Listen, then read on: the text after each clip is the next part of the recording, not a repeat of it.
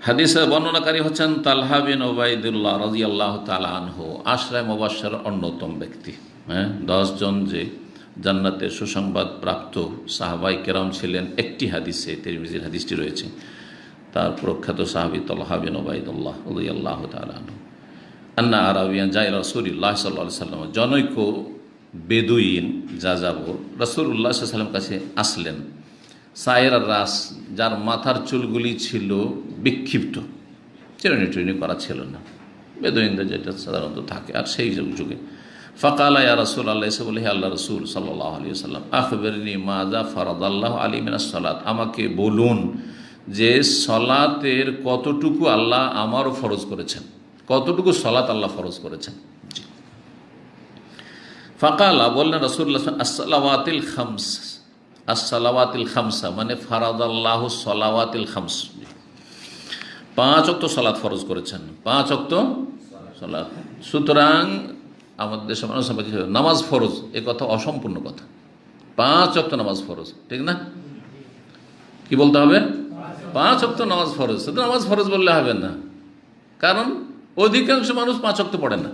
যারাও নামাজি তাদেরকে যদি ভাগ করেন, 2 ভাগে ভাগ করেন, তো আধা নামাজির সংখ্যা ফুল নামাজির চাইতে অনেক বেশি। ফজর পড়নেওয়ালা, ফজর সহ পড়নেওয়ালা 5 ওয়াক্ত নামাজি একদিকে রাখেন, আর একদিকে রাখেন 4 ওয়াক্ত পড়ার সংখ্যা, অনেক অনেক গুণে 4 ওয়াক্ত পড়নেওয়ালা লোক পাওয়া যাবে, তাই না? তাহলে যথেষ্ট নয়। যদি একেবারে সূর্য উঠে দেয় না পড়ে, তাহলে সালাত ত্যাগকারী বড় কাফের। আর যদি সূর্য ওঠার আগেই পড়ে, কিন্তু ঘরেই পড়ে নিল, জামাতে আসলো না, তাহলে এটি হচ্ছে মুনাফিকি লক্ষণ। এই জন্য সালাতে অলসতা করা আর জামাতে না আসা পুরুষদের জন্য মুনাফিকি লক্ষণ, আর সালাত ত্যাগ করা হচ্ছে কুফরির লক্ষণ, বরং কুফর। জি, আল্লাহ হেফাজত করুন। আগে সালাতের হেফাজত করতে হবে, তারপর অন্যান্য ইবাদতবন্দি কবুল হবে। যেমন তৌহিদ, আগে কেউ যদি মাজার পূজা করে আর সালাত আদায় করে, কবুল হবে? ঠিক ওই রকমই রমজান মাসের সিয়াম পালন করে, হজ উমরা করে। এখানে প্রবাসীরা অনেকে হজ উমরা করেন, কিন্তু এখনও 5 ওয়াক্ত নামাজ পড়েন না, কোনো লাভ হবে না। ভালো করে শুনে, আপনার যাতে কাজে আসে সেই জন্য বলছি, বাড়াবাড়ি করে বলছি না। কারণ আখেরাতে আপনি বড় ক্ষতিগ্রস্ত হবে, লাভ কিছু হবে না। হয়তো আপনার এই নেকির জন্য দুনিয়াতে আল্লাহ কিছু দিয়ে দিতে পারেন, ধন দৌলত দিয়েছেন, এতে ধোকা খেয়ে আছেন, আমি তো খুব সুখেই আছি। হ্যাঁ, হজ উমরা করলেন, বেশ জনকল্যাণমূলক কাজ করছেন, দান খায়রাত করছেন, আল্লাহ রুজিতে বরকত দিয়ে দিয়েছেন, কিন্তু আখেরাতে কিছুই পাবেন না। বেনামাজি মানুষ আপনি, এইরকম মাজার পূজারি কিছুই পাবেন না আপনি, সালাতের নেকি পাবেন না আপনি। সুতরাং আগে তৌহিদ ঠিক করুন, বড় শিরক ছোট শিরক মুক্ত হন। আর আগে মানে এই নয় যে সময় লাগাবেন আর তারপর নামাজ শুরু করবেন, কিন্তু স্টেপ বাই স্টেপ, সাথে সাথে 5 ওয়াক্ত নামাজের হেফাজতকারী হন। তারপরে পয়সা থাকলে যাকাত দেন, রমজান মাসে সিয়াম পালন করেন, আর প্রস্তুতি নেন। এখন হজের সময় চলে এসছে আর হজ ফরজ হয়ে গেছে, সুতরাং তাড়াতাড়ি হজ আদায় করুন। আল্লাহ যেন তৌফিক দান করেন। বললেন 5 ওয়াক্ত, ইল্লা আন তাতাওয়া শাইআন, তবে অতিরিক্ত যদি কিছু করো। তাতাওয়া শাইআন মানে তাতাওয়া নফলকে বলা হয়, মানে নফল মানে অতিরিক্ত, কিন্তু এক্সেস। যদি তুমি অতিরিক্ত করো, তাহলে বোঝা গেল যে ফরজ ছাড়া বাকি যতগুলি সালাত আছে সবগুলি কিন্তু তাতাও নফল। এই কথা কিন্তু আমাদের বাংলা ভাষীরা বুঝে না। এই কেমন কথা হইল? এই তো সুন্নতকে এরা শেষ করেই দিল, সুন্নতকে শেষ করে দিল। আমাদের সে বেদাতপন্থীরা যারা বলে সহি আকীদা এবং সহি আমলের অনুসারী, যে 17 রাকাত নামাজ ফরজ আর তার বাকিগুলো সুন্নত, ঠিক আছে, তাদেরকে বলে যে তোর তো নামাজ চোর। কি বলে? নামাজ চুরি করছে, তোমার নামাজ চোর। আসলে ওরা নামাজ চোর নয়। আরবদেরকে বলে এরা সুন্নাত পড়ে, এরা নামাজ চোর বলে। না, নামাজ চোর হাদিস এসছে, নামাজ চোর কাকে? আল্লাহ ইয়াসরিকু সলাতাহু, সলাতে সারেক চোর কাকে বলা হয়েছে? আল্লাযী লা ইউতিম্মু রুকুআহা ওয়ালা সুজুদাহা, যে সুন্দরভাবে রুকু করে না, সুন্দরভাবে সিজদা করে না। তাহলে তাড়াহুড়া করে নামাজ কারা পড়ে? বিদআতিরাই তো পড়ে। তার নামাজ চোর কারা? যারা 17 রাকাতের সাথে পড়ে কিন্তু ধাই ধাই ধাই ধাই মুরগি ঠোকর, তারা হচ্ছে নামাজ চোর। আসলে তারা হচ্ছে নামাজ চোর। আল্লাহ যেন হেদায়েত দান করেন। 5 ওয়াক্ত সালাত ফরজ। কত রাকাত ফরজ? 17 রাকাতে 15 করার অধিকার নেই, 16 করার অধিকার নেই, 17ই পড়তে হবে। এটা হচ্ছে ফরজ একেবারে মুসলিম থাকার জন্য। তারপরে 12 রাকাত বা 10 রাকাত সুন্নাতের অনেক বেশি গুরুত্ব রয়েছে।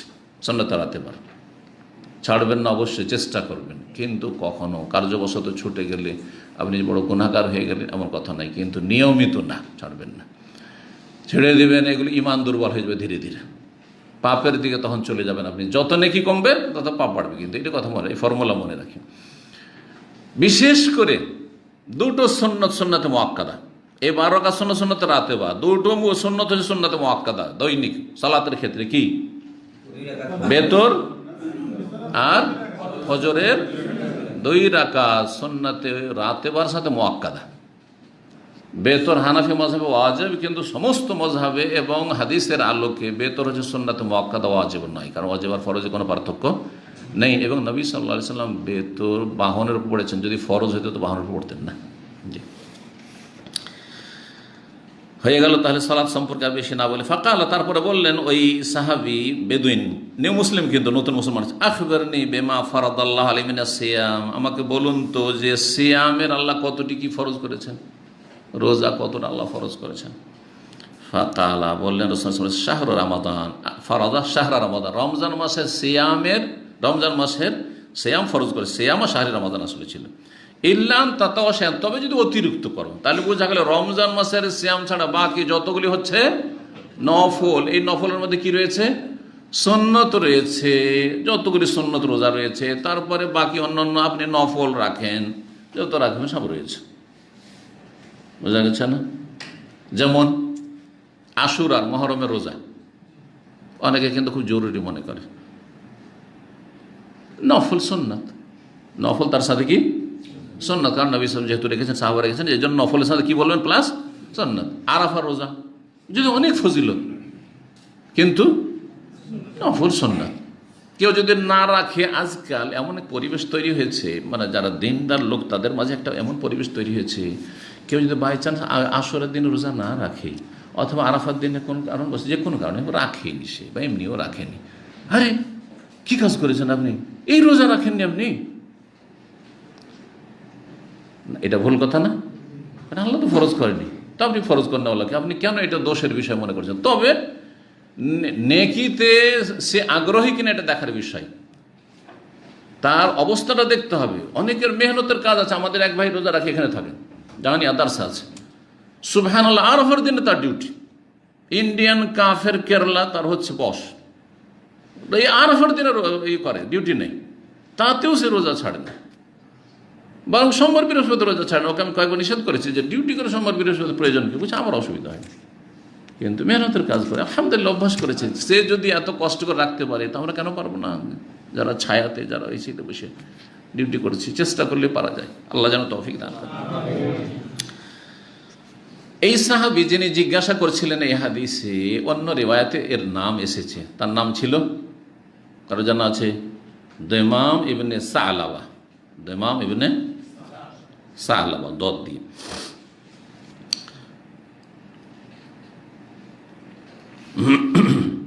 এই রমজান মাসে শ্যাম ফরজ, তাছাড়া আর কোন ফরজ শ্যাম আছে, আর কোন ফরজ রোজা আছে?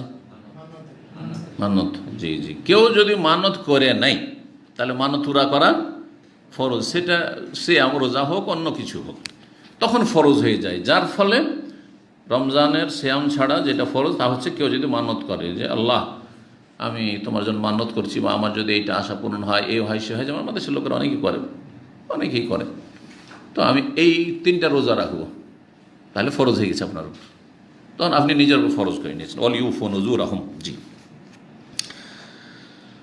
তারপরে বলছেন ওই সাহাবী, আখবিরনি মা ফারাদাল্লাহু আলাইহি মিনাজ যাকাত, আচ্ছা বলুন তো আমার উপর আল্লাহ যাকাতের কতটুকু ফরজ করেছেন।